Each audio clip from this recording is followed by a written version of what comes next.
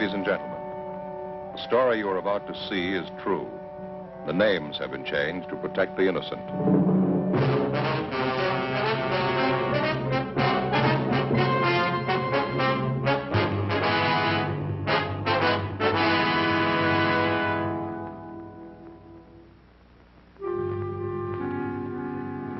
This is the city. 2 million people, almost 1 million kids. The people have tried to plan for them.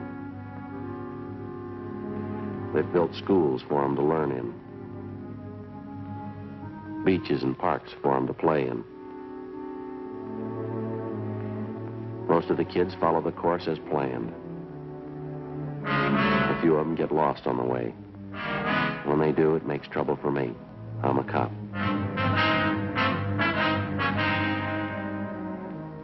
It was Thursday, April 10th. We were working the day watch out of Juvenile Division. My partner's Frank Smith. The boss is Captain Stein. My name's Friday. A crime wave had suddenly erupted among the teenagers of the city. We were getting reports of robberies, burglaries, and bodily assault. We didn't know why it was happening, but we had to try and stop it.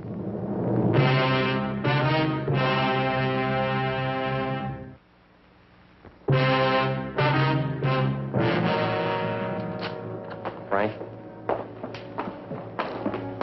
Yeah, Joe. Got a call in West Fremont. Same neighborhood we had trouble Monday night. Yeah, sounds like it might be the same gang, too. Those kids are sure moving fast. Yeah, did you leave the note for Simmons? Mm-hmm. All set. What is it this time? Movie theater on West Fremont, small neighborhood house. Mm-hmm. They had a crowd of 15 or 20 kids in there today, mixed group, boys and girls. For no reason at all, they started to tear the place up. They do much damage? Well, we can see when we get there. They told me on the phone, theater manager tried to quiet the kids down. Half a dozen boys piled all over him. One of them pulled a knife. They tore up a couple of seats, moved out into the lobby, smashed mirrors, lamps, beat up one of the ushers. Lousy little punks would give a right arm to know how this thing got started. We never had much trouble from the kids in that neighborhood out there, Joe. Not until this last month. They seem to be going crazy. Well, it's not getting any better. Burglaries, car thefts, wrecking property. Somebody's going to come out on the short end if it keeps up. It's got to happen. Well, maybe it already has, Frank. When they were ripping up that theater lobby today, one kid got hurt. What happened? 14-year-old boy. In the mix-up, he got shoved through a display case, plate glass. Cut up pretty bad. On his eyes. I'm not sure he's going to see again. In police work, the standard law of cause and effect works like it does for everything else. When a crime's committed, there's a cause behind it. There's a reason for it. And when a group of normally well-behaved kids in an average residential neighborhood start running wild, there's got to be a reason for that, too. A month before, a rash of auto thefts, petty stealing, and public disturbances had broken out suddenly in this particular neighborhood. All of the incidents were traced directly to the teenagers in the area. Why the kids had suddenly decided to run wild, we didn't know, but the amount and nature of the violations kept getting more serious. Juveniles who'd previously been picked up for petty thefts and placed on probation were now being brought in on charges of burglary. Auto thefts in the area had jumped 20%. Misconduct and drunk charges against the teenagers, girls and boys alike, increased by the week. We had a fair idea what the root of all the trouble was. So far, we hadn't been able to trace it. 3:07 p.m. We got to the neighborhood movie theater on West Fremont and we went inside. The lobby was a shambles. A new show had just started. The manager of the theater met us in the lobby, a Mr. Clyde Barton. Got the best of me, Sergeant. I don't know what to make of it. Just look at that wreck. You'd think they were a bunch of savages. You have any idea at all what started them off, Mr. Barton? No idea in the world. A bunch of them came in about 2 o'clock today. Boys and girls both. They sat in front and watched the picture for a while. And they started getting noisy. Did you recognize the kids? I mean, are they from the neighborhood here? Sure, I know who they are. I say they started to make trouble down front, kicking the back of the seats and yelling around. Usher couldn't do anything with them, so I went down to tell them to quiet down or get out. Well, did any of them in particular seem responsible for the racket? Any ringleader? Not that I noticed, no. I tried to be nice to kids, reason with them. They just wouldn't have it. Must have been almost 2 dozen of them. When they wouldn't behave, I told them to leave. I'd give them their money back. What'd they do? Got real foul-mouthed. 1 or 2 of the girls, too. Some of the language I wouldn't even use at a stag party. Well, I got so mad I grabbed 2 of the guys by the neck and told them to get out. And that's when it broke loose. What happened exactly? A whole crowd of them jumped out of their seats and piled on me. I fell back down there on the floor and I started swinging. To tell you the truth, Sergeant, I was scared. I didn't know what to make of them. It seemed like a pack of animals, wild. I happened to hit this one kid, and I saw him pull out a knife and come at me. You usually get along pretty well with the neighborhood kids, do you, Mr. Barton? They don't have any grudge against you that you know of? Not that I know of, no. Up until a few weeks ago, everything was fine. I never had a bit of trouble with them. Then all this rowdy stuff began. I tell you, it's got the best of me. This is the first time you've had any trouble of any real size, is that right? Yeah, well, once in a while the kids fool around the show, talking loud, you know, but nothing like this. You want to see Fred, my usher, the way they messed him up. Brutal. That little 14-year-old that they shoved through the glass showcase. It'll be a real mess if he doesn't pull through. I was going to ask you, sir, about the kids in that crowd you recognized. You happen to know any of their names? Here's the list. 7 names in all. Every one of those kids was in that gang. I can give you a hand tracking down their addresses. Thank you. Something else. Here's what I was talking about. What's this, sir? In that scramble here in the lobby, that little box fell out of one of the kids' pockets. One of the ushers picked it up and brought it into me. Have a look inside. Frank? Mm-hmm. I don't know too much about it, Sergeant, but I got a hunch. I don't think I made a mistake. Yeah? What do you think? No, sir, it's no mistake. Marijuana.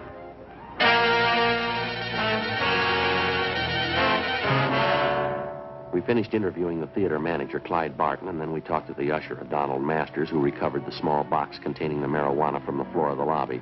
He told us he recognized the young fellow who dropped the box. He said the boy's name was Harold Everson, one of the names which appeared on the list which the theater manager, Mr. Barton, had given us. 7:45 p.m. Frank and I located the Everson boys' home. It was a 2-story frame, colonial-style house in a better-than-average section of the city. The boy's father answered the door, a Harold Everson Sr. We told him what we wanted. We were about to sit down and eat. You have to make routine calls at dinner time? Not a routine call, Mr. Everson. We'd like to see your son if he's home. Harry, what do you have to see him about? Do you have any idea where your boy spent his time today after school? Well, he said he was going down to the gym, play a little basketball. Then he was going to the library. It's school night. He had studying to do. I think maybe you ought to keep a closer check on your son, sir. That's not the way we get it. Well, what are you getting at? I trust my boy. He said he was going to the gym and then to the library. Got no reason to lie about it. We had a minor riot at a neighborhood movie down in West Fremont today, sir. A gang of high school kids ran wild and wrecked the place. What's that got to do with Harry? Well, a couple of people recognized him among the gang of kids. They say he did his share of wrecking along with the rest of them. Well, it couldn't be. It's a lie. Harry didn't go to the show today. Told me when he got home, he even had his books with him. He spent the afternoon at the library. I'd like to have you take a look at this, Mr. Everson. This box here, would you recognize that at all? Well, yeah. Same kind of box my stomach pills come in. Got a little acid condition in my stomach. I take these pills for it. What's all this have to do with Harry? Open the box, Mr. Everson. I don't get it. What is this stuff? Someone saw your son drop the box in the lobby of that theater today. The box contains what appears to be marijuana. Well, that's stupid. It couldn't be right. I haven't got that kind of boy. I know it isn't right. Do you mind if we talk to your son? Maybe he can explain it for us. Just a minute. I'll get him down here. Have a chair if you like. Thank you. Sure a nice place, huh, Joe? Yeah, beautiful furniture in it. Nothing like period furniture. Never goes out of date. Be in style 10 years from today. Mm-hmm. We better be sure and tag by Georgia Street Hospital on the way back, see how that kid's doing, the one who was hurt at the show. Oh, yeah. Officers, this is my son, Harry. Hello, Harry. Hello. Hi, Harry. Harry just told me, officers, he doesn't know what this is all about. He was at the library, like I said. Well, sure. I was there till they closed. Somebody made a mistake. I wasn't at the show today. You know Mr. Barton, Harry, the man who runs the theater? Yeah, I know him. Why? He swears you were there today, so does one of the ushers. Who? Boy by the name of Donald Masters. He says he knows you pretty well. I don't know any Donald Masters. We go to the same high school together, son. You're in the same class. I told you I don't know any Donald Masters. What about this, Harry? Huh? Would you recognize this? No. What is it, Harry? What's wrong with you? Nothing. I don't know whose it is. It's not mine. Well, it was lost in the lobby of the theater today. Masters says he saw you drop it. He's lying. I hate the kid's guts anyway. He's lying. Thought you said you didn't know him, son. What are you shaking for? What kind of story are you trying to tell? I didn't mean it, Dad. The kid got this stuff for me. I didn't mean to get it. I didn't mean to, Dad. It's beginning to look like I'm the dunce of the family, huh? Take it easy, Mr. Everson. You liar, Harry. The kid got this stuff for me, Dad. It's the truth. I didn't buy it. You want him downtown, officers? Afraid so, Mr. Everson. I'd like to have you come with him. Go get dressed. Go back to your room and get your clothes on. Okay, Dad. I can't believe it. My own boy using marijuana. Can't tell you how I feel. Afraid there's going to be more folks feeling the same way before this is all cleaned up. But it'd be different if Harry didn't have a chance. A good home, good training. Boys had the best I could give him. Yes, sir. It's the last thing in the world I thought could happen. I never even thought about it. I never entered my mind. Yes, sir. Same for my wife. We never even worried about it. Neither one of us. Maybe that's why it happened.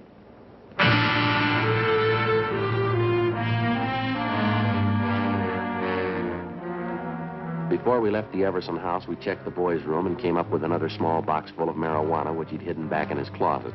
Besides Everson and his son, Harry, 4 other teenagers who'd had a part in the theater brawl were rounded up and taken downtown along with their fathers for interrogation.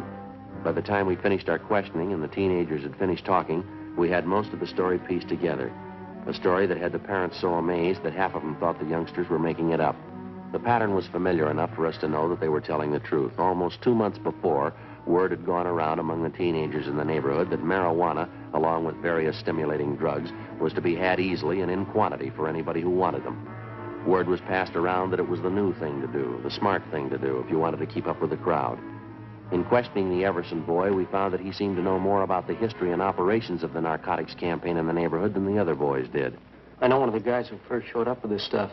Name's Johnny Demmering. He's about my age, 17. I used to know him pretty well. How do you mean he was the first to show up with the stuff, Harry? What kind of stuff? Marijuana and some of the other things. You know, yellow jackets, goofballs. More of the kids go for them than they do for marijuana. And do the youngsters know what these goofballs are made of, son? They know what they are? It's dope, I guess. Narcotics. Kids get a big kick out of them. I guess that's all they care. Now, this Johnny Demmering, does he sell the stuff around the neighborhood, Harry? Well, yeah, he was the first one. He's got a couple other kids selling for him now. A couple of them are girls. They sell a lot for him. Johnny makes pretty good money. Yeah, I guess he does. Where's he get the stuff from, do you know? No, I wouldn't know that. Someplace downtown, Johnny knows a guy. Never told anybody where he goes to meet the guy. Nobody ever goes with him. Was Johnny at the show with you today? No, he doesn't hang around with the kids much anymore. He's getting a little big time, I think. Got his own car, good-looking girlfriend downtown. Says he's going to quit school next month. Where does Johnny live, son? Can you tell us that? I don't know the address right off. I can check it for you in the phone book. How about the kids that Johnny hires to sell the stuff? Can you give us their names? Yeah, okay. I think I can remember who they are. You going to bring Johnny in and talk to him? That's the idea, yeah, son. I don't know if you'll find him right away. He probably heard about the trouble today. Johnny's a pretty smart guy. We'll find him. Nobody knows much about him. He never talks about what he's doing, never tells anybody anything. Well, he told you. How smart was that? Complete statements were taken from each of the youngsters we'd brought in for questioning, and then in practically all cases, they were detained pending the completion of the investigation. With the information we had at hand, it took us the better part of 4 days to round up everybody involved in the narcotics distribution system, which had been set up among the teenagers in the neighborhood by 17-year-old Johnny Demmering. As for the Demmering boy himself, he couldn't be found. We checked with his family, his relatives, his friends, all his known associates. We got out a warrant on him. And then we checked the car he owned through DMV, and we got out a warrant for that. No sign of the boy. Narcotics Division gave us a hand and got their informants busy trying to track down the source of the dope for which the Demmering boy had been the only distributor. We knew it went far beyond him. The whole campaign to introduce narcotics in a seemingly harmless form among neighborhood teenagers and then gradually build a solid demand for more expensive stuff as the habit grew and took roots with each and every youngster. It reached to the same vicious men who make their money off the hopeless adult drug addict. The same vicious men who today are trying to build a new market for their wares among the young people of this country. Tuesday, April 29th, 2:30 p.m. I'll get it. Right. Juvenile Division, Smith. Yeah, Brady. Uh-huh. That right? What's his name? All right. Right, goodbye. Joe. Yeah. Brady from Narcotics, they figure they got our man. The Demmering boy? No, the guy was pushing the stuff to Demmering. His name's Jocko Harris. They found him in the county hospital this morning. Yeah. Somebody got a hold of him 2 nights ago, gave him a good working over. If we're lucky, we'll make it. What do you mean? He's not supposed to last a day. 2:35 p.m. Frank and I left the office and went immediately to the county hospital where we were allowed to interview the narcotics suspect, Jocko Harris, briefly. He was in critical condition with a fracture of the skull. He gave us a statement in the form of a dying declaration. He admitted being the connection for 17-year-old Johnny Demmering and admitted also that he kept the boy supplied with enough narcotics to keep the neighborhood teenage demand for the stuff fully satisfied. Seemed like a good boy, Johnny. Nice kid. Smart. Never thought he'd turn away, that's all. Where is he, Jocko? Do you know? I only wish I did. Go beat his head in, get my stuff back. Took everything I had. One of the biggest hauls I ever handled, every ounce. What was it, heroin? The best. Got only one word for you. Yeah. You better get him fast. He's got enough H to start a war.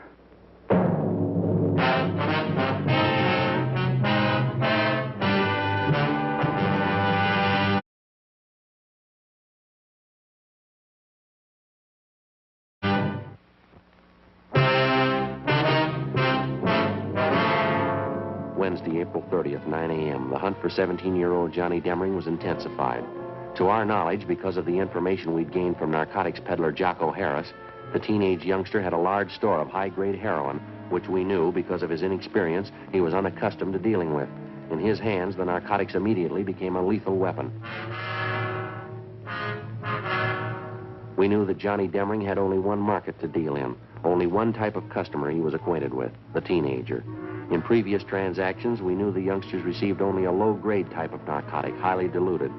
We knew that if Demmering succeeded in dispensing the highly concentrated store he had on hand, and the juvenile customers he served tried it on themselves, it would very likely result in death. 11 a.m. Wednesday. Despite all our efforts, Johnny Demmering and the store of high-grade narcotics which he'd hijacked from Jocko Harris were still missing.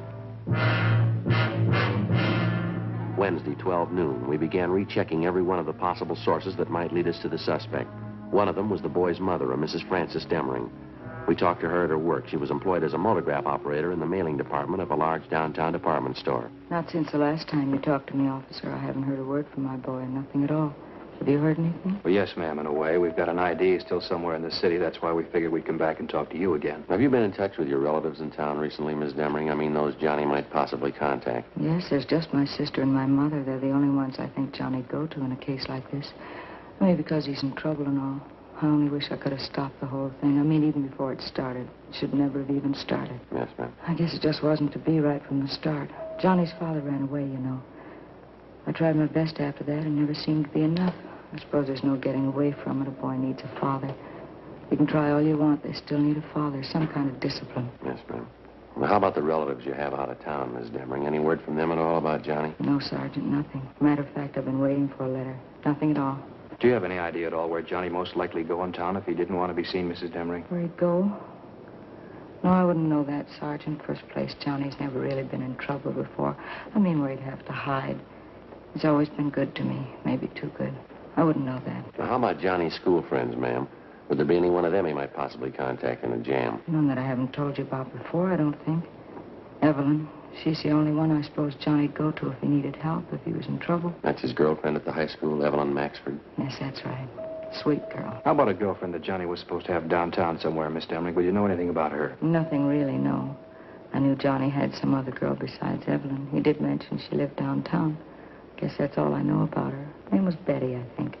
Johnny mentioned it once. That's all I know about her, though. You have no idea where she lived downtown? No, I don't. Johnny and his girlfriends, that was one thing I tried not to pry into. All right, ma'am. Thank you very much. Appreciate it if you'd notify us if you hear anything at all about your son. All right, thank you. Tomorrow's Johnny's birthday, you know. I meant to tell you. I always expect Johnny home on his birthday. Seems no matter where he is, how he's tied up with his school or sports or something, Johnny always makes it home for his birthday. I see. Wonder how it'll be tomorrow. He's never missed being home on his birthday, not once. Well, if he shows up, I guess you can count on one thing, ma'am. What's that? He might have to miss next year. 2 p.m. Frank and I picked up a glass of milk and a hot dog for lunch, and then we continued making a check of Johnny Demmering's closest friends. Next in line after his mother was Demmering's high school girlfriend, Evelyn Maxford. We located her at home. She seemed unusually nervous as we interviewed her. No, there's nothing wrong. It's just all this business about Johnny. All this trouble. I've been upset ever since I heard about it. You haven't heard from Johnny at all, Miss Maxford. He's made no attempt to contact you since the last time we talked. I haven't heard a word, officer. I know tomorrow's his birthday. His mother's expecting him home. I know he won't come, though. I'm sure of that. How are you sure, miss? Well, I just know that's all. I guess he should give himself up and take his chances. But I know he won't. I know Johnny that well. He just isn't that type. I'd like to ask you again, miss. Yes? Are you sure you haven't heard from Johnny Demmering recently in the past 2 days or so? No.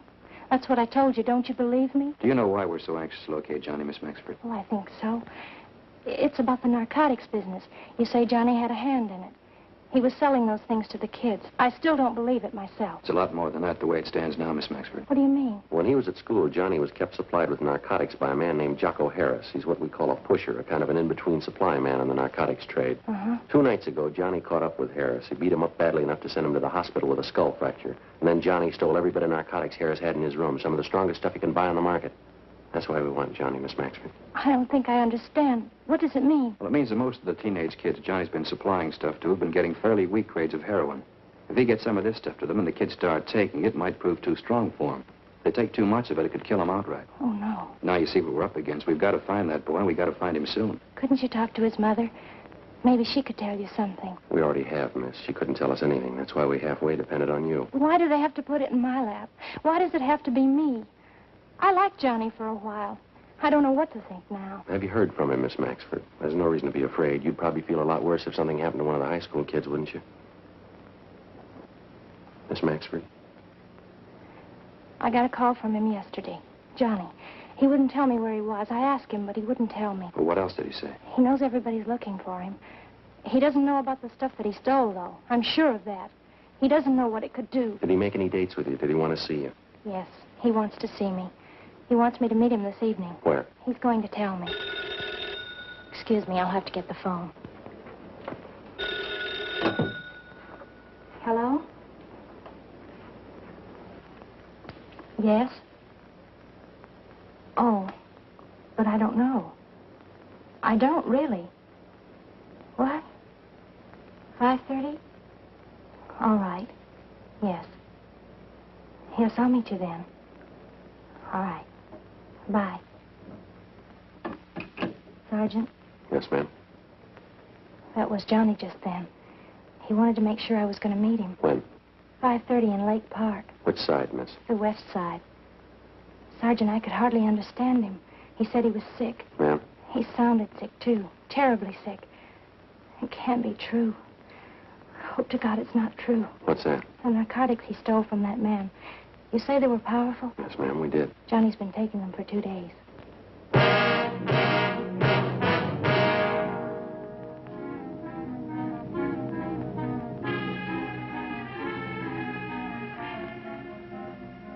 Together with 2 other men from Juvenile Bureau, Hurst and McTighe, we drove down near the appointed spot along the lake in Lake Park where Evelyn Maxford's meeting with the teenage suspect Johnny Demmering was to take place. We staked out at a reasonable distance, and Miss Maxford went ahead to the meeting spot. As far as we could see, there was no sign of Demmering. Someone on the opposite side of the lake was playing a phonograph. The music came over faintly across the water. We watched the Maxford girl make her way up the path into the park.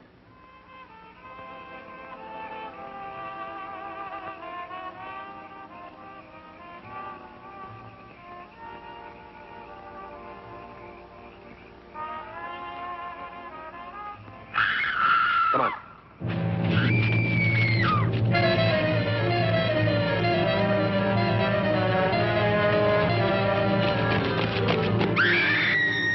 We ran all the way as fast as we could get there. When we got close enough, we found out the reason for the scream. He was lying face up in the water near a clump of trees. He was a good-looking boy, dark hair, good build, handsome. Took only one look and you knew right away he was too young to be dead. You could argue for a week, but you couldn't change it. He was dead. The girl stood over him, her face in her hands, crying. I don't see any marks in the body, do you, Joe? No. Looks like an overdose, doesn't it? Yeah.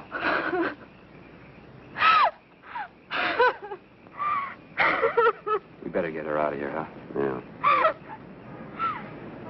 It's all right, Miss Maxford. Come on. Let's go over here.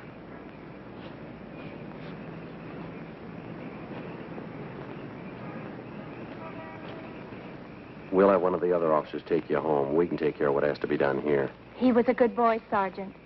He was smart. How could he ever get started in such a thing? How could he make such a mistake? He had the best excuse in the world, miss. Yes? He was 17.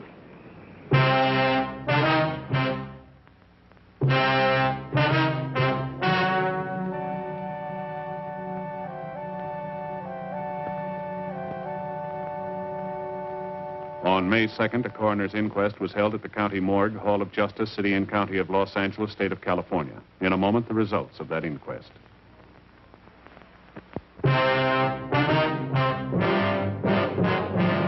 Those those involved in the juvenile narcotics ring, a total of 8 persons were tried and convicted under the State Narcotics Act.